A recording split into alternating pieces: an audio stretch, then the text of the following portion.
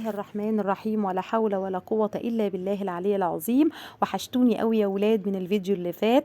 بس قبل ما نبدأ الفيديو مع بعض دايما بنقول ايه مع بعض؟ طبعا متعلمين لا حول ولا قوة إلا بالله، وبنصلي على الرسول حبيب الله خاتم المرسلين. اللهم صل وسلم وبارك عليك يا حبيب الله وعلى آله وصحبه وسلم تسليما كثيرا.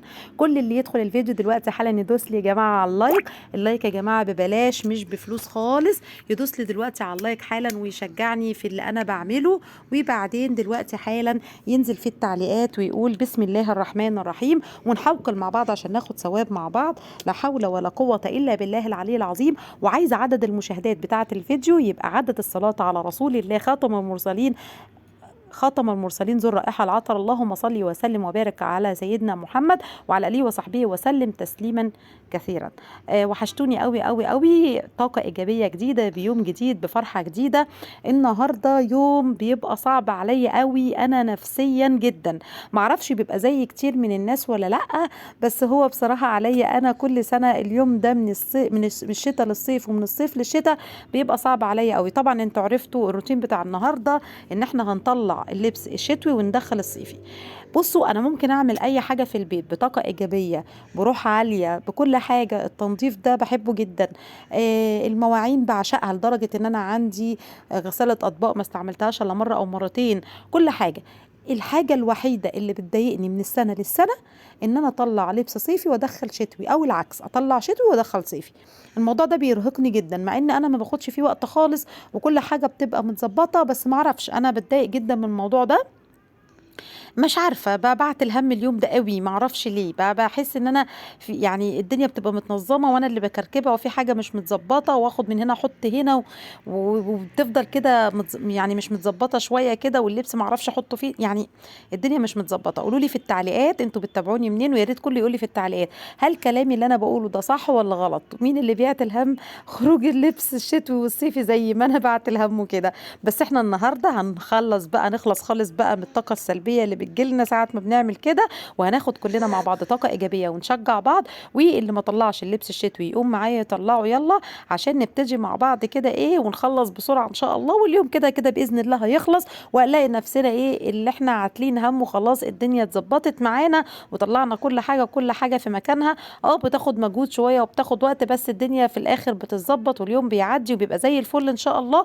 يومكم ان شاء الله بإذن الله جميل قوي، زي وشكم أبيض زي الفل زي قلبكم، كله طاقة إيجابية وكله فرحة وكله سعادة. يا رب يرزقنا ويرزقكم السعادة والرزق والصحة، ودايما أيامكم كلها تبقى صحة وسعادة، ويبعد عننا وعنكم أي شر يا رب.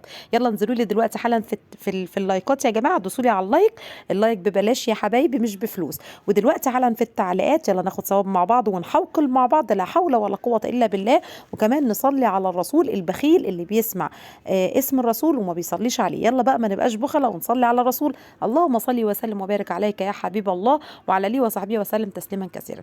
النهارده انا فضيت اليوم النهارده بصراحه ربنا ان انا اطلع الشتوي، لان انا جوزي عمال يزن عليا بقاله فتره كبيره ان انا اطلع الشتوي، بيقول لي الدنيا بردت وبتاع والكلام ده. فانا كل شويه ايه اجلها قلت ما بديهاش بقى. النهارده كان عندي ايه غدا كده، عملت شويه غدا حاجه بسيطه كده، طبخت فاصوليا بيضه ولحمه ورز وشويه باميه كده كان نفسي فيها قوي.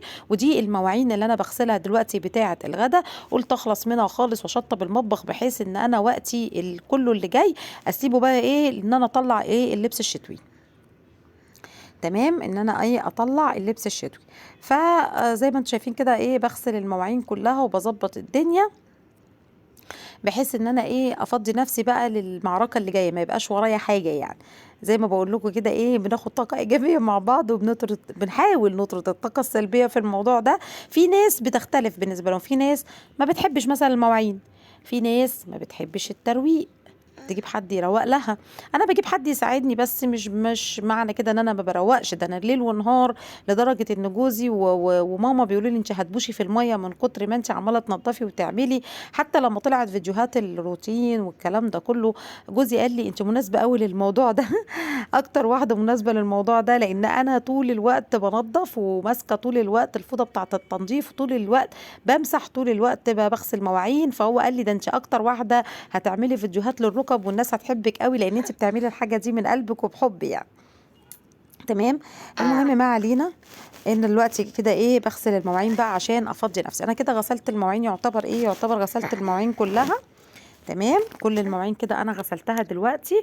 وهبتدي بقى ايه اغسل بقى ايه الحوض الاول. الحيطه اللي قدام الحوض دي دايما انا لما باجي اغسل المواعين بغسلها معايا، لان من المتوقع ان انت وانت بتغسلي المواعين حاجه تترش عليها كده، حاجه تتنطر عليها كده. فانا ايه بحب دايما ايه اغسلها وانضفها كده. فيعني مشيت عليها كده ايه الاريال، وبعدين مشيت عليها كده ايه نشفتها بمنديل حوالين داير كده عشان ما يبقاش فيها اي حاجه وحشه. امسك بقى الحوض دلوقتي كده ظبطه. انا كده المطبخ ايه حطيت الاكل اللي كان موجود في التلاجة اول الفيديو، وظبطت الدنيا كلها. وكمان زي ما انتوا شايفين كده ايه بظبط الدنيا. غسلت الرخامه كلها، الرخامات ظبطت الدنيا كده بحيث ان انا ايه افضل موضوع ان انا ايه اطلع الشتوى. غسلت الحوض كده لمعته. طبعا احنا عارفين ان عشان تبقى ريحه مطبخك على طول نظيفه، انت بتحطي في المصفى بتاعه الحوض دي بتحطي فيها بيكنج باودر. تمام. هو بيحطوا فيها حاجات تانية مع البيكنج باودر، بس انا ما كانش عندي ساعتها الا بيكنج باودر، وكنت حاسه ان طالعه ريحه مش كويسه. فانا رحت حاطه بيكنج باودر، خلى ريحه فعلا المطبخ كتير قوي. بصوا الشنط دي بقى يا جماعه، الشنط اللي فيها ايه الصيفي دي بركنها على جنب كده. تمام. وبطلع دلوقتي حاجه حاجه بقى، بقول بسم الله الرحمن الرحيم معاكم. وبطلع بقى ايه كده الحاجه كده واحده واحده، شنطه شنطه كده، بشوف جواها ايه. انتوا عارفين اللبس الشتوي بيبقى مالي الشنط، لكن اللبس الصيفي دايما بيبقى قليل. يمكن انا بكره الموضوع ده من السنه للسنه، بس انا اكتر بحبه كمان لما بطلع الصيفي وادخل الشتوي، لان الشتوي بتحس ان هو كتير قوي وبيملى الشنط، لكن الصيفي بيبقى خفيف كده وبيبقى لذيذ. لكن احنا دلوقتي جايين في التقيل بقى، بنطلع الشتوي اهو وبندخل ايه الصيفي. اول حاجه بعملها وعايزاكم تشجعوني فيها وانا اشجعكم فيها، ان انا بفرز الهدوم كلها مبدئيا كده. اي حاجه بتطلع انا مش عاوزاها، او صغرت على عيالي، او صغرت عليا، او الكلام ده كله، بطلعها لله. لان انا لو مش محتاجاها، في ناس كتيره قوي محتاجاها. فتعالوا نعمل الكلام ده مع بعض ونخليها كده ايه مبدأ عندنا، ان احنا لما نطلع اللبس الشتوي او اللبس الصيفي نشوف ايه اللي موجود عندنا احنا مش محتاجينه، ممكن تبقى ناس تانية محتاجاه ومهم بالنسبه لها ومش لاقيينه كمان. فانا بحب افرز كده كل حاجه لوحدها، والحاجة اللي أنا مش محتاجاها بخليها على جنب تنفع غيري. بدل ما أنا في ناس أنا عارفاها ممكن تطلع الحاجة وتفضل سايباها زي ما هي طول الشتاء وما تلبسهاش وتدخلها تاني. فأنا بستغرب من الناس دي بصراحة. يعني انتوا بتخلى عندكم كراكيب على الفاضي. تاني حاجة، انت ليه ما تاخديش ثواب؟ طالما انت ما بتلبسهاش وما بتنتفعيش بيها، ممكن حد تاني ينتفع بيها. تمام. والبلد بتاعتنا دي ما فيش أغلب من الغلابة يعني، والناس يا عيني اللي هي محتاجة ظروفها تعبانة. فاحنا كده بنطلع صدقة، والصدقة طبعا دي يعني احسن حاجه ممكن تعمليها في حياتك. انا دلوقتي عملت ايه؟ بطلع كده ايه الشتوي على اللي هو اللي عايز يتكوي على جنب. انا طبعا لان انا هوديه مكوى على طول، مش هقعد بقى احطه في الدولاب وبعدين اطلعه. فبطلع اللي عايز مكوى كله ايه على جنب كده، بطلعه الاول على جنب. اللي عايز مكوى بحطه في اكياس. تمام، عشان انده المكواجي ياخد الحاجه كده ايه يكويها. تمام. دي اول شنطه كده طلعت منها اهو المكوى كلها بتاعت جوزي وبتاعتي. لسه طبعا الشنط الجايه هطلع منها برضو المكوى على جنب وافرزهم على جنب كده واخليهم يعني. تمام. طلعته كده وهحطه في اكياس وهسيبه على جنب عشان ما يتلخبطش مع الحاجه اللي انا ايه هطبقها وادخلها ايه وادخلها في الدولاب. تمام. اهو بشوف كل حاجه. طبعا انا بسيب دلوقتي الحاجات اللي انا هطلعها لله كده بسيبها على جنب اهو، بطبقها وبسيبها على جنب. والله يا جماعه الحاجه ما بتبقاش متقطعه ولا فيها اي حاجه، لان دايما الله جميل يحب الجمال. يعني دايما لما حد يجي يقول لي او ماما تيجي تقول لي مثلا ايه الركنه اللي عندي باظت فانا هوديها الجامع، فاقول لها ماما هل هي باظت خالص؟ لو باظت خالص بلاش تعملي كده، لان ربنا جميل يا جماعه وبيحب الجمال. ولازم الحاجه، لان الصدقه قبل ما بتقع في ايد اللي احنا هندوله بيقول لك ان هي بتروح لربنا الاول. فطبعا انت هتودي ايه لربنا غير اي حاجه جميله، وكل حاجه جميله يعني. فانا بحاول بقدر الامكان ان انا ادي الحاجات اللي صغرت عليا اللي انا مش عايزه البسها، بس ما تبقاش حاجات متبهدله يعني، يبقى حاجات ايه زي ما هي. والله بودي حاجات جديده لنج. بس انا الحمد لله بيبقى عندي حاجات، الحمد لله يعني بيبقى عندي حاجات فخلاص اوكي يعني. ومش هلبس دي مثلا او جبت غيرها، او ربنا مثلا مديني ان انا اجيب غيرها فخلاص. بس معذره يا جماعه، ان بنتي عماله تعيط. المهم ما علينا. فانا بقى دلوقتي ايه، سكت البنت اهو عشان ايه وانا بعمل لكم الفيديو ما ازعجكوش يعني. المهم دي الشنطه بقى اللي انا فضيت منها الحاجه. ببتدي برضو املاها لبس ايه صيفي. بصوا اللبس اللي عندي متطبق كده باخده من الدولاب زي ما هو متطبق كده. تمام. طبعا من كتر ان انا بحطه طبعا بيتكشكش وبطلعه اكويه تاني وكده.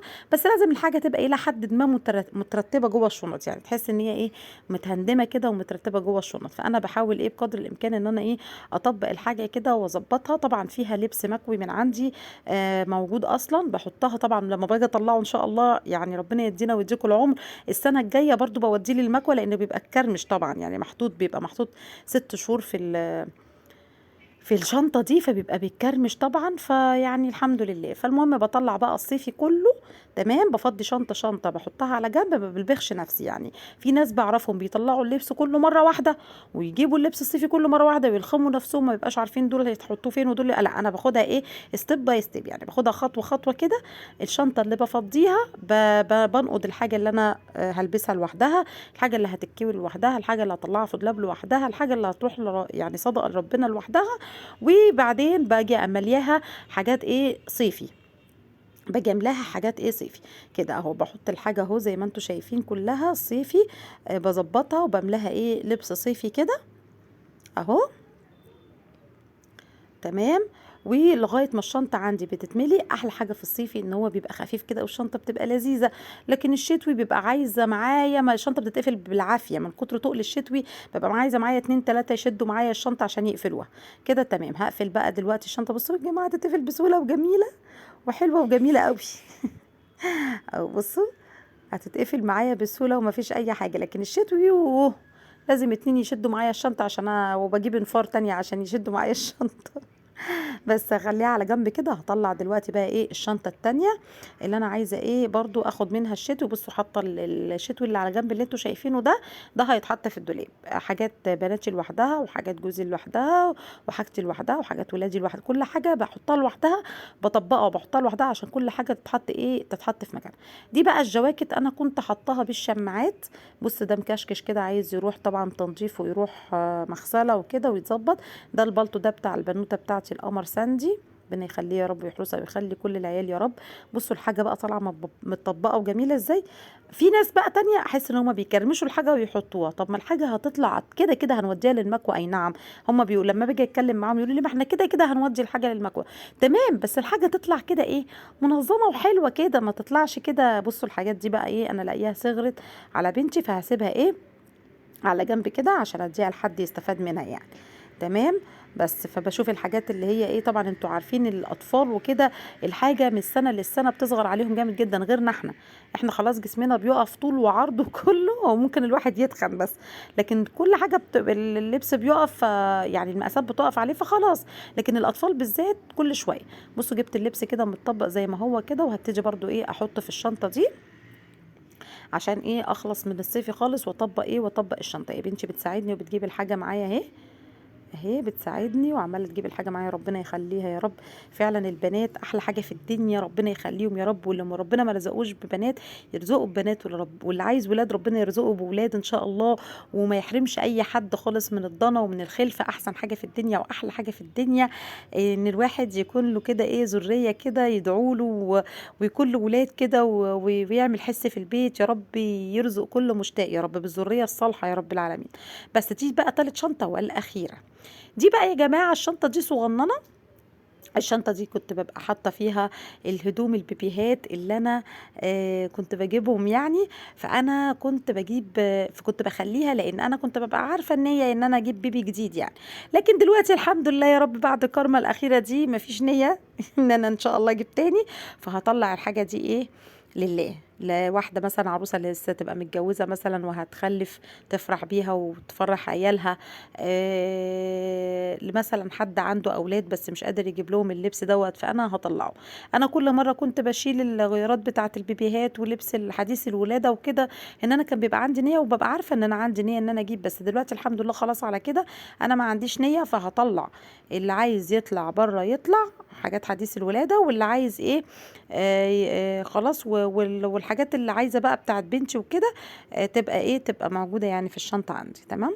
انا بقى كده بلم الشنطة اهي وبظبط الدنيا. دي يعتبر اخر شنطة، دي اخر شنطة كده هحط الحاجة كلها تمام فيها، وبتاع البنوتة الصغيرة بتاعتي العسل، وهقفل الشنطة تمام كده. خلاص انا ايه يعتبر دخلت الصيفي كله. عندي بقى الشتوي ده دلوقتي بقى انا عايزه انقضه زي ما قلت لكم، واخلي المكوه لوحدها والحاجات اللي هتتحط في الدولاب لوحدها، وافضل اطبق كده واظبط الدنيا لغايه ما اخلي كل حاجه لوحدها واحط في الدولاب. كده يعتبر ايه 3/4 المشوار بتاع موضوع الشتوي والموضوع التقيل على قلبنا انتهى يعني. هو فاضل التطبيق كده، نطبق وايه ونحط كل حاجه، كل حاجه تحد لوحده عشان يتحط في دولابه، والحاجات اللي عايزه تتكوي لوحدها وكده والكلام ده يعني. تمام فبشوف بقى كل حاجه لوحدها وبحطها اي مكانها.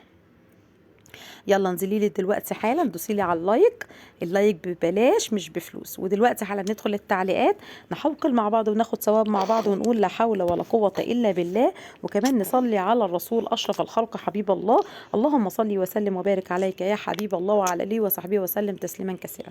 شفتوا بقى غير الطاقة الإيجابية اللي احنا بنديها لبعض؟ شوفوا بقى لما نقعد نصلي على النبي كتير وناخد ثواب وناخد حسنات، وكمان نقعد كتير قوي نحوقل ونقول لا حول ولا قوة إلا بالله. شفتوا بقى الفيديو ده ليه فوائد كتيرة قوي في كده، ان احنا بنقعد نقول حاجات كتيرة وناخد ثواب وندي طاقة ايجابية لبعض. فاللي بيقول ان الفيديوهات بتاعة الروتينات دي ملهاش لازمة، لا ليها لازمة. انا عارفة انا مش جاية اعلم حد النظافة ولا جاية اعلم حد الترتيب، انا عارفة ان كل ست بيت بتنظف وبترتب احسن مني، وكل واحدة ليها طريقتها، بس احنا جايين ندي طاقة ايجابية لبعض، ما نديش طاقة سلبية لبعض.